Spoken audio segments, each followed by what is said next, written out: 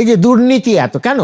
কারণ সেই অর্থ উপার্জনের জন্য দুর্নীতি যদি করতে হয় তাহলে তাও করতে হবে। আবার যখন আমি বক্তৃতা দিচ্ছি জনগণের সামনে, তখন খুব সুনীতির কথা আওড়ে চলেছি, কারণ তখন আমার জনগণকে আকর্ষণ করতে হবে। এইভাবে আমার ব্যক্তিত্ব নানাখানা হয়ে ছিটিয়ে রয়েছে, চতুর্দিকে নানা রকমের ব্যক্তিত্ব, ঠুনকো ক্ষুদ্র টুকরো ব্যক্তিত্বের একটা সমাহার হয়ে আছি আমি।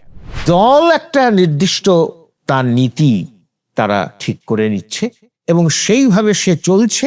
আমরা তাকে কেউ সমর্থন করছি, কেউ করছি না, অন্য দলকে করছি। কাজেই এখানে বহু দল হচ্ছে বটে, কিন্তু সেটা গণতন্ত্র বলি কি করে? সেটা দলতন্ত্রই থাকছে। দুর্বলের উপর যে সবলের চাপিয়ে দেওয়া, এটা কিন্তু থেকেই যাচ্ছে। গণতন্ত্র এসেও কিন্তু আমাদের এর থেকে মুক্ত করতে পারেনি, এবং এটা পৃথিবীর সর্বত্র এক এক দেশে এক এক রূপে সেটা প্রকাশ পায়। ব্যক্তি স্বাধীনতা না থাকলে কিন্তু গণতন্ত্র চলতে পারে না, কিন্তু ব্যক্তি স্বাধীনতাই আমাদের থাকে না। তার কারণ ব্যক্তি স্বাধীনতা বলতে আমরা মতামত প্রকাশের অধিকারকেই বোঝাই, কিন্তু মতামত গঠনের যোগ্যতা সেটা আমাদের কতটা আছে? দিয়ে খুশি রাখো, দিয়ে শান্ত রাখো জনগণকে। আমার করে যে পাওয়া, এই যে জীবন বর্ধনের বা সত্তার একটা মূল নীতি, করতে হবে। না করে পেয়ে কোনো লাভ নেই, কারণ আমার যোগ্যতা সেখানে বাড়লো না। যে যত বেশি দিচ্ছে আমরা তার দিকে ছুটছি, বা দিচ্ছে মানে দেওয়ার প্রমিস করছি, আমরা তার দিকে ছুটছি।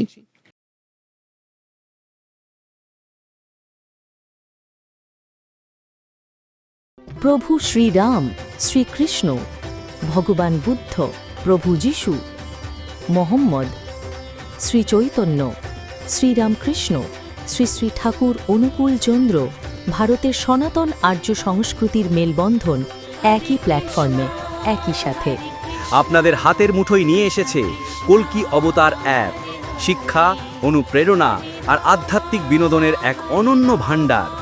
এখন 3টি ভাষায় উপলব্ধ: বাংলা, হিন্দি ও ইংরেজিতে। আজই ডাউনলোড করুন গুগল প্লে স্টোর থেকে সম্পূর্ণ বিনামূল্যে। লিংক পাবেন ভিডিওর ডেসক্রিপশন ও পিন কমেন্টে। জয় গুরু দাদা। জয় গুরু। আমাদের পশ্চিমবঙ্গে আর কয়েকদিনের মধ্যেই ভোট, নির্বাচন। আমরা সাধারণ মানুষ শাসক দলকে নির্বাচিত করব আগামী 5 বছরের জন্য। এই নির্বাচনই হচ্ছে আমাদের দেশের যে গণতন্ত্র তার মূল মেরুদণ্ড। এই গণতন্ত্রই আমাদের আধুনিকতার এক অপরিহার্য অনুষঙ্গ। তো এই গণতন্ত্র এবং নির্বাচন এর মূল ভিত্তিটা কি? গণতন্ত্রের মূল কথা হলো সংগচ্ছধ্বং সংবদধ্বং সংবো মনাংসি জানতাম। অর্থাৎ আমরা একসঙ্গে চলবো, একসঙ্গে কথা বলবো এবং পরস্পরের মনকে জেনে আমরা আমাদের জীবন যাপন করব। অর্থাৎ আমি এবং আমার পরিবেশের যে বহু ব্যক্তি, এই সকলে একসঙ্গে মিলিত হয়ে আমাদের জীবন যাপন হবে। এই হচ্ছে গণতন্ত্রের মূল কথা। এবং এই যে জীবন যাপন, মিলিত জীবন যাপন, সেটা কিভাবে হবে, তার রূপটা কি হবে, রূপরেখা কি হবে, এটা ঠিক করব আমরাই। এটা কেউ ঠিক করে দেবে না, যে ঠিক করে দিল কেউ, একজন রাজা বা কোনো দল, সে ঠিক করে দিল যে এইভাবে তোমাকে চলতে হবে জীবনে। তা নয়, আমরাই ঠিক করব আমরা কিভাবে চলবো, সবাই একসঙ্গে। এই হচ্ছে গণতন্ত্রের মূল কথা। এবং এর ওপরেই দাঁড়িয়ে আছে নির্বাচন, তার একটা প্রয়োগ, তার একটা প্রক্রিয়া, যে কিভাবে এই গণতন্ত্রটা বাস্তবায়িত হবে, সেটার প্রক্রিয়া হচ্ছে নির্বাচন। নির্বাচন যেন একটা শকট, এক বাহন, তার ওপর চড়ে গণতন্ত্র চলতে থাকে। এবং এটা স্বভাবতই খুবই লোকপ্রিয় হবে। সেজন্যই সমগ্র বিশ্বে এই গণতন্ত্র খুব আদৃত হয়েছে, এটাই আমার মনে হয়। আচ্ছা দাদা, আপনি খুব সুন্দরভাবে বুঝিয়ে বললেন, কিন্তু এই যে গণতন্ত্র বা নির্বাচন, গণতন্ত্রের যে সমগ্র পদ্ধতিটা, এটার মধ্যে আমরা কিন্তু অনেক দুর্বলতা দেখতে পাই এবং সেই দুর্বলতার ফল কিন্তু আমরা ভোগ করি। তো এই দুর্বলতার মূল কারণগুলো কি কি এবং দুর্বলতাগুলোই বা কিভাবে আমাদেরকে, আমাদের জীবনকে প্রভাবিত করছে? দুর্বলতা বলার আগে কয়েকটা সবলতার কথা বলে নিই। সেটা হচ্ছে যে গণতন্ত্রের সঙ্গে যুক্ত হয়ে থাকে কতগুলো অধিকার, নাগরিকদের অধিকার, যেমন মত প্রকাশের অধিকার। তা আমি আমার মত, আমার চিন্তা ভাবনা স্বাধীনভাবে এবং কারো ভয় না পেয়ে আমি প্রকাশ করতে পারবো। এই যে অধিকারটা, এটা তো মানুষ চায়। মানুষ তো বোবা হয়ে থাকতে চায় না। কাজেই এই ধরনের যে অধিকারগুলো, সেগুলো কিন্তু এই গণতন্ত্রের যে জনপ্রিয়তা, তার একটা মূল কারণ। কিন্তু মুশকিল হচ্ছে দুর্বলতা সেখান থেকেই আসে। এই অধিকার যখন মানুষ পেয়েও পায় না, কিংবা অধিকারগুলি মানুষের অস্তিত্বের বিপক্ষে চলে যায়, এই অধিকারগুলিই চলে যায়। এই অধিকারগুলি পাওয়ার জন্যই গণতন্ত্রকে আমরা ধরি, আবার এই অধিকারগুলি আমাদের বিপক্ষে চলে যায়। সেখান থেকেই আসে গণতন্ত্রের দুর্বলতা। গণতন্ত্রের মূলত দু ধরনের দুর্বলতার কথা আমরা ভাবতে পারি। একটা হচ্ছে তার প্রায়োগিক দুর্বলতা, আরেকটা হচ্ছে তার তাত্ত্বিক দুর্বলতা। প্রায়োগিক মানে প্রয়োগ সংক্রান্ত, অর্থাৎ গণতন্ত্রকে প্রয়োগের ক্ষেত্রে আমাদের কিছু অসুবিধে আমরা সম্মুখীন হচ্ছি, সেটা হলো প্রায়োগিক। আর তাত্ত্বিক মানে গণতন্ত্র এই যে কনসেপ্ট বা প্রত্যয়, তার মধ্যে নিহিত হয়ে রয়েছে কিছু দুর্বলতা। সেটা যদি আমরা পরে আলোচনা করি তখন বুঝতে পারবো। তবে প্রায়োগিক দুর্বলতার সঙ্গে কিন্তু তাত্ত্বিক দুর্বলতার কোনো ডাইকোটমি নেই, অর্থাৎ এ দুটো যে ভিন্ন পৃথক তা নয়, এগুলো পরস্পরের সঙ্গে যুক্ত। প্রায়োগিক দুর্বলতা কেমন? যেমন গণতন্ত্রে আমরা বলি যে প্রতিটি মানুষের মত নিয়ে চলার কথা, কিন্তু আমরা কি তা দেখতে পাই বাস্তবে? তা তো পাই না। আমরা দেখতে পাই যে কিছু মানুষের, সেটা সমাজের উচ্চ শ্রেণী হতে পারে, সমাজের ওই আজকাল একটা কথা বেরিয়েছে প্রভাবশালী, তারা হতে পারে, বা যারা উচ্চবিত্ত তারা হতে পারে।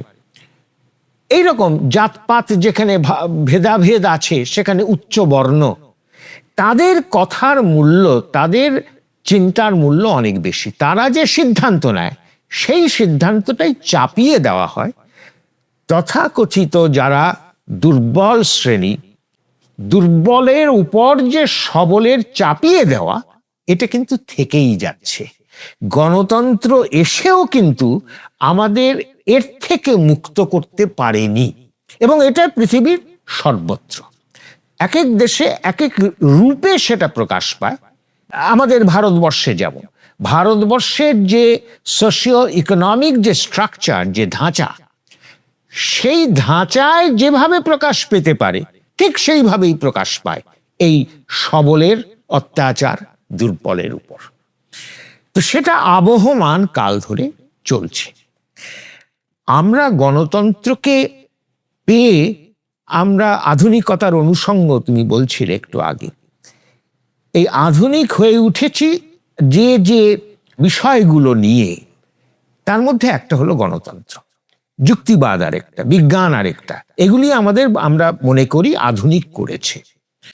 কেন আমরা গণতন্ত্রকে গ্রহণ করেছি এবং আধুনিকতার সঙ্গে যুক্ত করেছি? তার কারণ হচ্ছে এর আগে কি ছিল? ছিল রাজতন্ত্র বা একনায়কতন্ত্র। রাজা বা তার যে বংশানুক্রমিকভাবে রাজা, তিনি আমাদের সব কিছুর চিন্তা ভাবনা করবেন, আমাদের শাসন করবেন এবং আমরা কে কিভাবে চলবো সব ঠিক করে দেবেন। আর কারো মতের কোনো সেই অর্থে মূল্য নেই। রাজ আদেশ পালনই আমার কাজ। নাগরিক হিসেবে এটাই একমাত্র আমার কর্তব্য, আমার অধিকারও, যে আমি রাজ আদেশ পালন করব, আর কিছু না। সেইটা একটা সময়ে রাজা থেকে চলে গেল একটা পার্টি, একটা দল, যেমন সোভিয়েত ইকোনমি। সেখানে একটা দল সে কিন্তু ঠিক করে দিচ্ছে কমান্ড ইকোনমি, অর্থাৎ এই অর্থনীতি কিভাবে ফ্লারিশ করবে, কিভাবে চলবে, মানুষ কি পড়বে, কি খাবে, সমস্ত কিছু কিন্তু ওই যে কেন্দ্রীয় যে নেতৃত্ব দলের, তারা ঠিক করে দিচ্ছে। এটাও কিন্তু একনায়কতন্ত্র। এখানেও গণের কোনো মূল্য নেই, ভূমিকা নেই কোনো কিছু। এই যে একনায়কী রাজতন্ত্র বা পরিবারতন্ত্র বা দলতন্ত্র, এর থেকে মুক্ত হয়ে আমরা গণতন্ত্রের মধ্যে পেলাম একটা মুক্তির স্বাদ, একটা স্বাধীনতার স্বাদ, যে আমরা আমাদের কথা বলছি এবং আমরা কিভাবে চলবো সবাই মিলে আমরা ঠিক করছি। এইবার গণতন্ত্রে এসে যদি দেখি তার প্রয়োগের মধ্যে যে তা হচ্ছে না, সবার কথা এখানে মূল্য পাচ্ছে না, সেখানে তো গণতন্ত্র ব্যর্থ এবং এটা গণতন্ত্রের দুর্বলতা।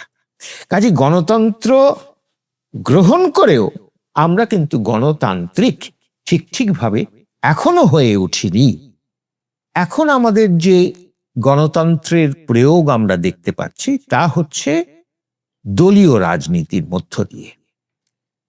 এখানে গণ কিন্তু বড় কথা নয়, দলই বড় কথা।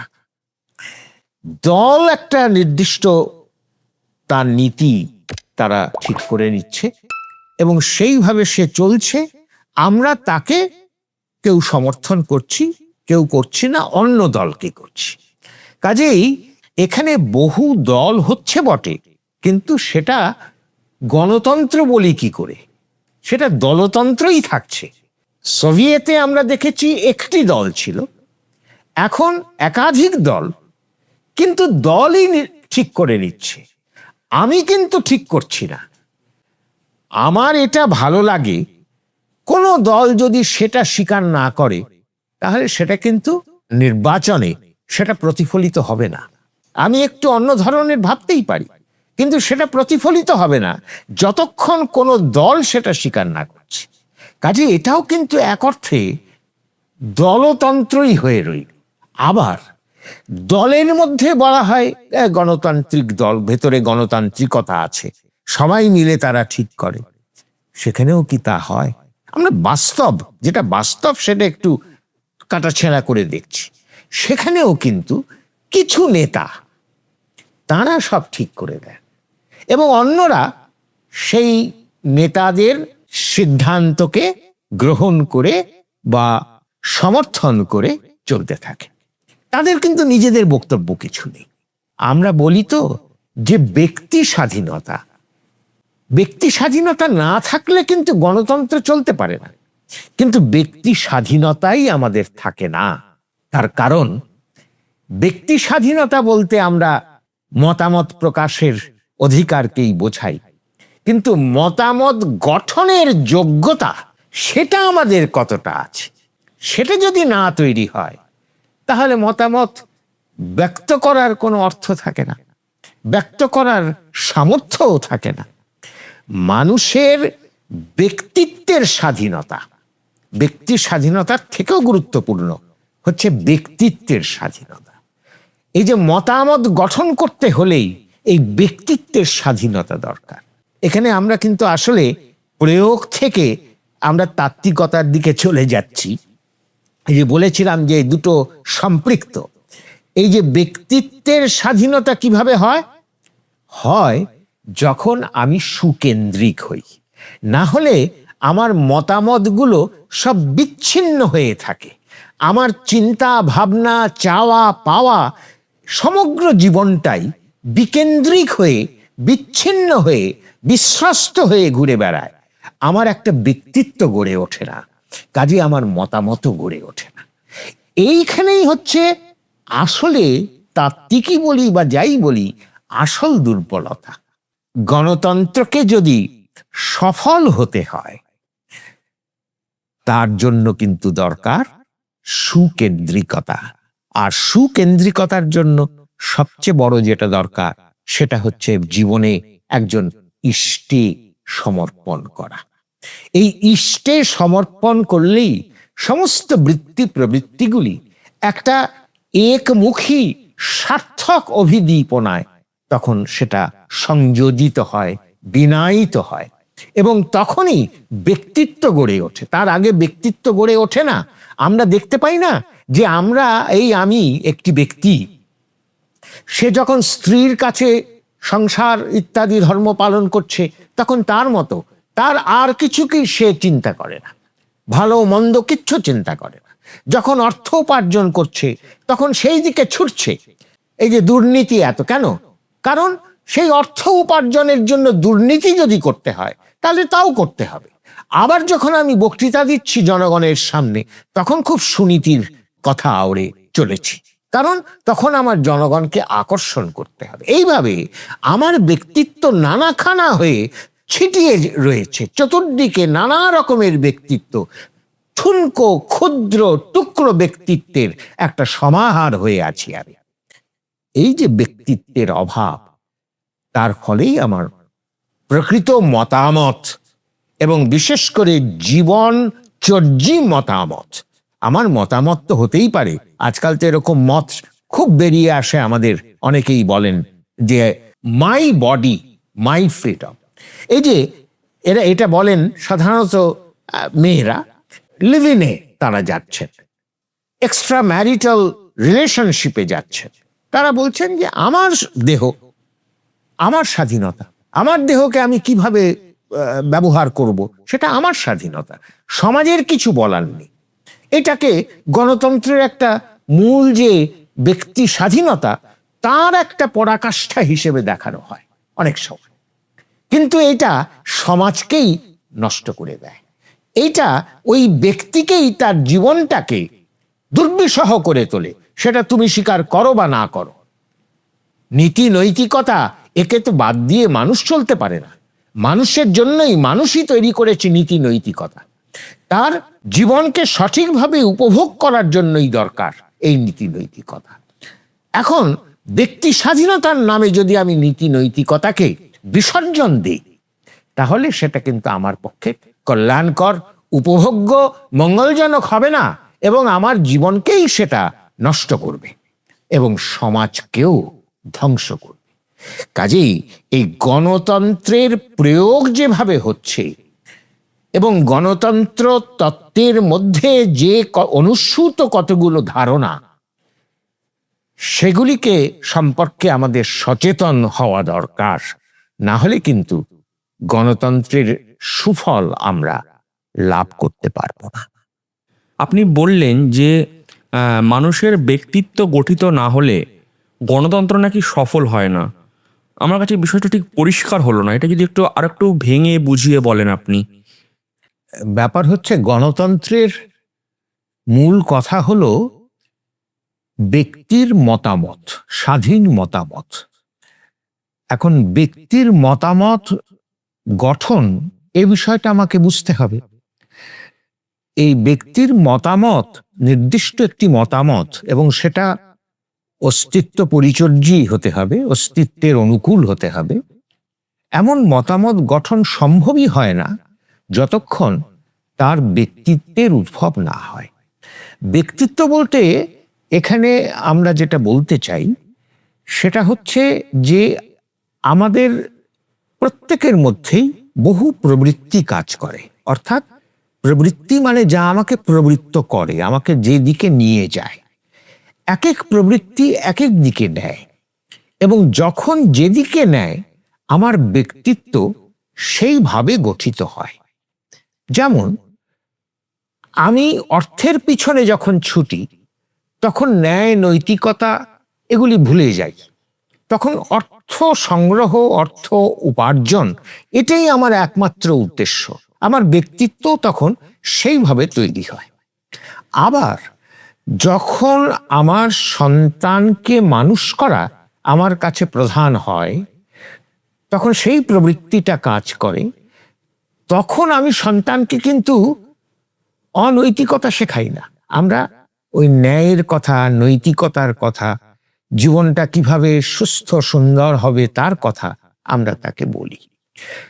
এদিকে আমি নিজে আমার ব্যবহারিক জীবনে যে নৈতিকতার ধার ধারি না, সেটা কিন্তু তখন আর কাজ করে না, আমার ব্যক্তিত্বটা অন্যরকম হয়ে যায়। এইভাবে আমরা, এটা দুটো ছোট এক উদাহরণ দিলাম, কিন্তু এইভাবে আমরা নিয়ত প্রতি মুহূর্তে আমরা বহু খণ্ডিত ব্যক্তিত্ব নিয়ে চলি। আমরা টুকরো টুকরো ক্ষুদ্র ব্যক্তিত্বের একটা সমাহার, আমাদের একটা ব্যক্তিত্ব, সেটা কিন্তু পাওয়া যায় না। সেজন্যই আমরা দেখি যে একটা মানুষকে আজ এইরকম দেখলাম, কাল অন্য রকম। আমরা বুঝতে পারি না যে মানুষটা আগে দেখলাম এইরকম, আজকে এরকম আচরণ করছে, কারণ তার ব্যক্তিত্ব সেটা তো একটা নয়। তো এই ব্যক্তিত্ব যতক্ষণ তৈরি না হচ্ছে, ততক্ষণ মানুষের কোনো নির্দিষ্ট মতামত তৈরি হতে পারে না। বস্তুত সে স্বাধীনই হয় না, কারণ সে প্রবৃত্তির অধীন, প্রবৃত্তি তাকে চালনা করছে। কাজেই তার ব্যক্তিত্ব বহুধা বিশ্বস্ত হয়ে আছে।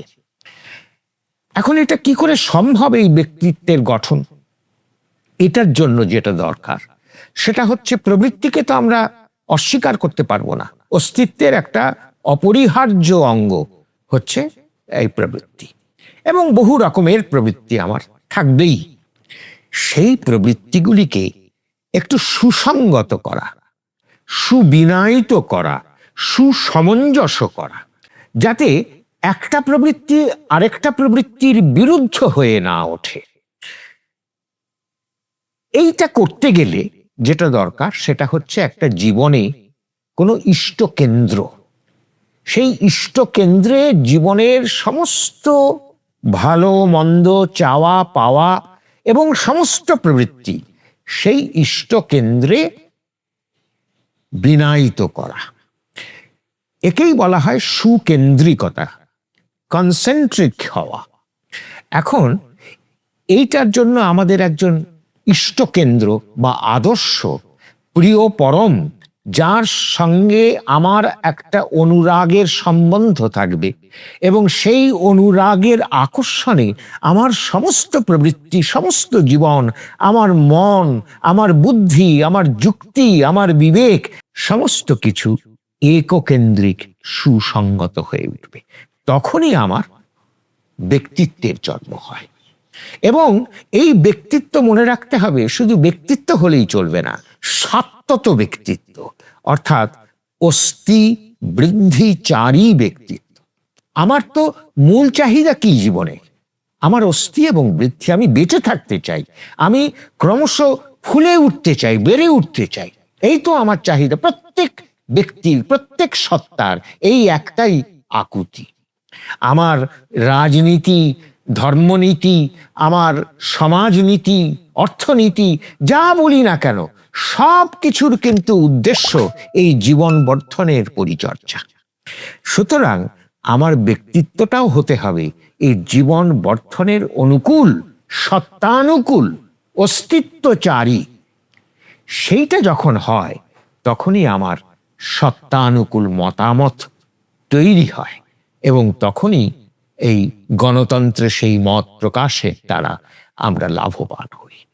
কাজেই মত প্রকাশ, এই যে কথাটা গণতন্ত্রের একটা মূল ব্যাপার, সেই মত প্রকাশের আগে তো মত গঠন। মত গঠনটা হলো না, তাহলে মত প্রকাশটা হবে কি করে? আমরা দেখতে পাই যে গণতন্ত্রে যে নির্বাচন ব্যবস্থা আমাদের, সেখানে অনেক ক্ষেত্রে আমাদের মতটা তৈরি হয় কি করে? তৈরি হয় কোনো না কোনো প্রবৃত্তির দ্বারা চালিত হয়ে। অর্থাৎ একটা দল, প্রায় সব দলই এটা করে, তারা ইশতেহার প্রকাশ করে, তারা কতগুলো প্রমিস করে যে তোমাকে এই দেব, এই সুবিধা করে দেব, ইত্যাদি ইত্যাদি।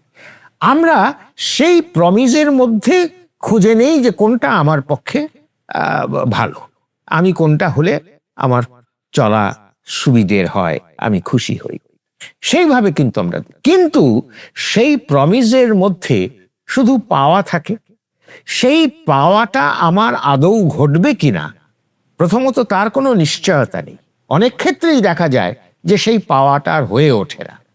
দ্বিতীয়ত সেই পাওয়া কি আমার জীবন বর্ধনকে সত্যি পরিচর্যা করবে, তার কারণ অনেক সময় আমাদের পাইয়ে দিয়ে আমাদের যোগ্যতার বিনাশ করা হয়, এটাও তো আমরা দেখতে পাই। এই যে পাইয়ে দেওয়ার রাজনীতি যে কথাটা আছে, ডোল রাজনীতি, মানে দাও দাও, দিয়ে খুশি রাখো, দিয়ে শান্ত রাখো জনগণকে, তার ফলে হয় কি আমার করে যে পাওয়া, এই যে জীবন বর্ধনের বা সত্তার একটা মূল নীতি করতে হবে, না করে পেয়ে কোনো লাভ নেই, কারণ আমার যোগ্যতা সেখানে বাড়লো না।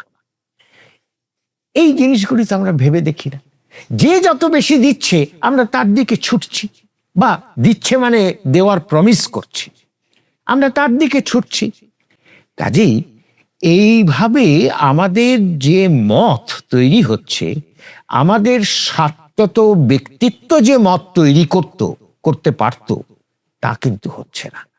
তার ফলে গণতন্ত্রের এটা একটা কোয়ান্টিটেটিভ দিক আছে, বহু মানুষ এতে যুক্ত হচ্ছে ঠিকই, কিন্তু কোয়ালিটেটিভলি গণতন্ত্র কিন্তু আমার জীবনকে খুব বেশি পরিচর্যা করতে পারছে না।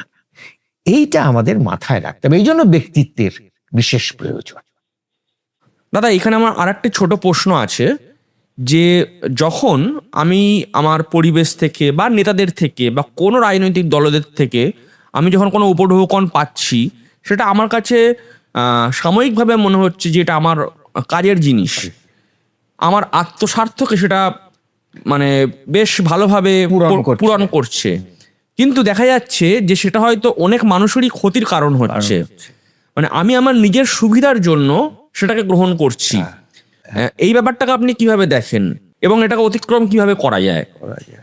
আমরা প্রথমেই যে এটা বলছিলাম যে গণতন্ত্র মানে আমি আমার পরিবেশ এই সবটুকুকে নিয়ে, সবাইকে নিয়ে এক পথে চলার চেষ্টা, এটাই গণতন্ত্র। কাজে পরিবেশকে বাদ দিয়ে গণতন্ত্র কিন্তু হতেই পারে না।